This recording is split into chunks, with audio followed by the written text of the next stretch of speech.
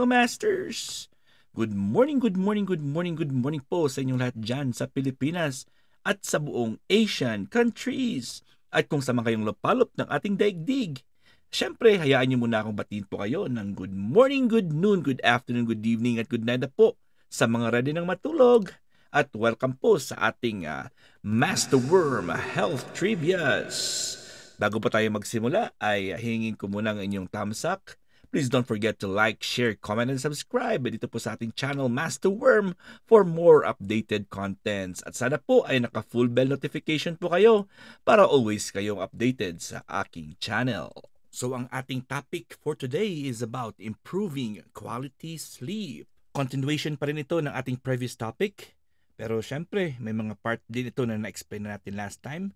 So what are the factors influencing sleep cycle? Number 1 is age. Adults typically fall asleep through non-REM sleep. Diba, meron tayong 4 stages of sleep. So, and then while infants fall asleep through REM or rapid eye movement. These infants spend a much greater part of the night in a REM sleep compared with adults. The percentage of deep sleep is higher in children than in adults. So makakapag deep sleep talaga, mataas yung percentage ng mga bata compared sa mga matatanda. And it decreases with age. So, habang tayo tumatanda, ay nagdi-decrease din po yung ating deep sleep level. And most sleepwalking episodes arise out of deep sleep. Sino po sa inyo familiar po sa tinatawag na sleepwalking? So sleepwalking, also known as the somnambulism, typically occurs during deep or non-rapid eye movement sleep, specifically during the N3 stage. So sa N3 pala nangyayari po ang sleepwalking, di ba? Which is almost or also referred to as the slow wave sleep. Okay, this usually happens early in the night, maaga pa yan, ha? And during sleepwalking episodes, a person is in the state of partial arousal of deep sleep, where some brain regions are awake while others remain asleep. So, may mga parts sa utak nila na medyo gising pa, pero tulog na po yan sila. Okay? Tulog na po yan sila. This can lead to complex behaviors like walking, lumalakad po sila na tulog, okay, without the person being fully aware or having any memory of the event. So, hindi talaga nila maalala yan pagkagising nila sa umaga. So, this is very common po sa mga children, ang sleepwalking. Second factor influencing sleep cycle are medications, mga gamot. Some medications have significant effects on sleep. Halimbawa po is the benzodiazepines, which are a class of central nervous system depressant na mga gamot or drugs. And syempre, pag uminom ka niyan, ay mapapatulog ka or mapaparelax ka, which decreases the amount of time a person spends in the deep sleep and REM sleep stages. So, pinapadecrease niya po at hindi ka talaga makapagpahinga niyan. Pero parang parang pagod ka lang kasi pinaparelax ka. Pero hindi mo talaga masispend full yung time mo para sa deep sleep at saka yung REM sleep stages. Third factor is caffeine reduces sleep quality, and makikita niyo po yung mga caffeinated products sa ating right side, no? Siyempre, dala na po dyan yung kape at mga drinks. So, regardless po yung mga brands po nila, basta energy drinks at caffeinated beverages included po dito. So, caffeine can decrease the amount of deep sleep and REM sleep a person gets. Pareho din po sa benzodiazepines na gamot. So, it lowers sleep quality. According to a 2003 review, while alcohol can help some people fall asleep, it also fragments sleep later in the night and reduces sleep quality. Di ba na-explain natin ito last time, no? Sa ating previous topic, na at first po ay makakatulog ka pero in the middle of the sleep, nagsushortcut po yun. Hindi mo maaabot yung levels or ang stages of sleep because of the effects of the alcohol. Pag nag-worn out na po yung effect ng alcohol, ay hindi ka na po makakapagtulog ng mabuti. The fourth factor influencing sleep cycle is sleep disorders or our sleep disorders. Some health conditions disturb the usual progression of sleep cycle stages. So 'di ba, na-discuss na rin natin ito na meron po mga health conditions po na makakapag-apekto po sa ating pagtulog o sa ating sleep stages or cycles. In addition po, hindi po natin na-explain ito pero another sleep disorder is narcolepsy. So narcolepsy causes daytime sleepiness and muscle weakness. So ito po ay isang sleep disorder that causes an urge to fall asleep suddenly during daytime that is mostly impossible to resist. Hindi mo talaga ito mapipigilan. Matutulog ka lang talaga because of this certain sleep disorder. So this narcolepsy often causes people to go straight into REM or rapid eye movement, skipping the first 3 stages. Hindi ka nadadaan sa N1, N2 at N3. Nako, diretso-diretso ka na talagang matutulog niyan. Ito po na-explain na natin ito previously, yung sleep apnea, your snoring or yung paghihilik may struggle to get as much deep sleep and REM sleep due to breathing difficulties because apnea or sleep apnea is a potentially serious sleep disorder in which breathing repeatedly stops and starts.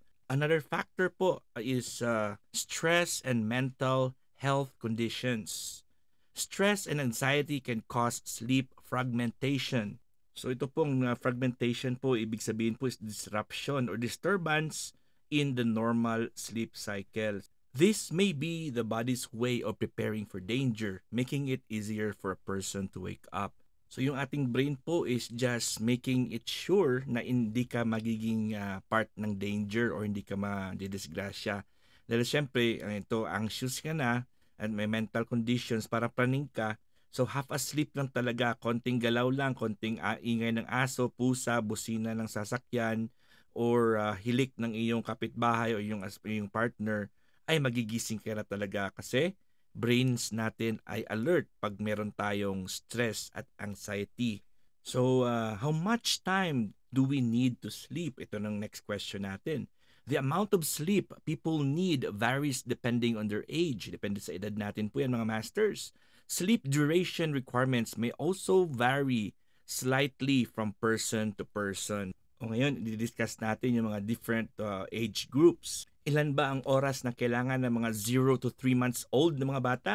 14 to 17 hours of sleep talaga sa buong araw. And we're talking about this 24 hours. So, ibig sabihin, mga 7 to 10 hours lang silang nagigising. So, tulog, gising ng konti, tutulog ulit po yan ang mga newborns. Yung mga 4 months to 12 months or 1 year is they're required or they need to sleep within 12 to 16 hours including naps na po yan mga masters. Ibig sabihin, natutulog, nagigising po sila.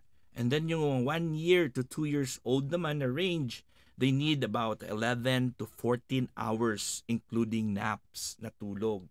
Those ranging within 3 to 5 years old, they also need 10 to 13 hours including naps. And those ranging within 6 to 12 years naman, they only need 9 to 12 hours. So kalahati po ng araw yung tulog nila na kailangan. Sa mga teenagers naman, 13 to 18 years old, they need 8 to 10 hours. Ayun na po, palapit na po sila sa ating requirement dahil po sila ay malapit na maging adults. And sa atin, no, 'di ba? Kasi dito tayong range from 18 to 61 years old, 7 hours or more per night. Per night po ito mga masters ha. Pag sinabing per night, kailangan talaga pag natulog tayo yung straight. Hindi po siya mai-include yung mga naps. Okay? So, 7 or more. Usually 7 to 9 or 7 to 8 yun ang pinakamagandang hours of sleep at hindi sana aabot ng 10 to 12 hours katulad ng mga bata. Yung mga seniors, syempre, 61 to 64, they only need 7 to 9 hours of quality sleep. At pareho na rin po yan sa 64 and above na 7 to 8 hours. So, syempre tayo po na nabilong sa range ng 18 and above, 7 hours ang minimum. And of course, sana hindi po tayo aabot ng more than 10 or 11 hours. Pero, pag meron pa kayong power naps, hindi po siya included ha.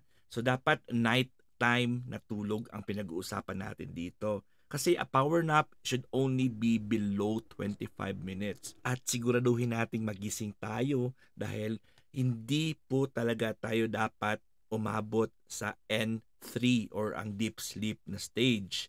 That still will be considered a power nap pag hindi po umabot ng N3. Pag once nag-start ka na ng N3 or yung deep sleep level at ikaw ay nagising, ayun po ay pwede ka magkakaroon ng sleep inertia or yung groggy feeling upon waking up. And it can have a brief impairment on your cognitive and physical function. And it fades as soon as you gain alertness. Chronic sleep deprivation can increase the risk of health conditions. So, ibig sabihin yan, kung palagi kang kulang sa tulog and you've been doing that for a long time, prone ka talaga for having high blood pressure, diabetes, and depression.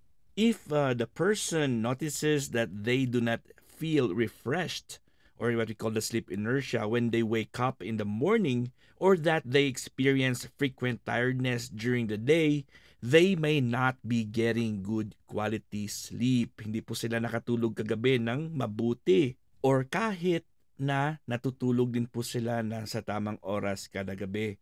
Or this can occur even if the person sleeps for a proper amount of time each night. O, diba? Kasi amount of time po yung kanilang binabasayan dito. Pero yung quality po, hindi po nila nare-realize na hindi pala quality ang sleep nila, pero quantity pala yung kanilang binabasihan. So paano natin i-improve ang ating quality sleep? Of course, number one is developing or maintaining a regular schedule for sleeping and waking up in the morning. Ngayon, kailangan po ay meron po tayong regular schedule kung kailan tayo magigising at kailan tayo matutulog. Ito po mga masters, take note. Using the bed or bedroom only for sleep and sex if possible. Yun, dalawa lang po yung purpose. 2S ang purpose ng bed or bedroom. Sleep and sex. So, hindi pwedeng mag-study, hindi pwedeng kumain. Ayun, supposed to be the room or the bedroom is only for those 2 S's. And another thing is you have to reduce caffeine or alcohol consumption, particularly in the evening. And next is getting exposure to natural light. So, syempre, during the daytime po syempre pwede kayong lumabas at mag-earthing or grounding sa labas na meron pong sunlight. Pero sa mga lugar na walang sunlight, they can also use a light therapy device. Ano yung makikita na sa picture, Yan po, yung light na po yan ay may ini-emit po siya na specific na rays na kumbaga equivalent din po siya sa ultraviolet rays or infrared light. Depende kung ano yung classification po ng light na ginagamit mo, which mimics the natural light from the sun. And of course, to all YouTubers, ayun, sa atin lahat mga content creators, and sa mga bata po natin, sa mga anak po natin, reducing exposure to blue light such as phones, computers, and other devices before bed. Including na po dyan yung TV, And one of the most important is making time each evening to rest and relax, avoiding sources of stress. So bago matulog, kailangan muna relax. Bago po talaga tayong humiga, dapat nakarelax po tayo. And if these lifestyle changes that I just enumerated didn't work, kung meron ka pa ring problem sa pagtulog, I guess it's proper time na magbisita po sa iyong trusted na medical professional o yung doktor. Because doctors can help assess a person's symptoms and determine whether they have a sleep disorder or another underlying condition that could be lowering their sleep quality. Alright mga masters, hanggang dito lang po tayo. Maraming salamat. And of course, please catch me later, 11 o'clock a.m. Philippine time. Meron tayong Premier Marathon sa Bahay Kulitan. Again, this is your one and only Master Worm. God is great. Yahoo!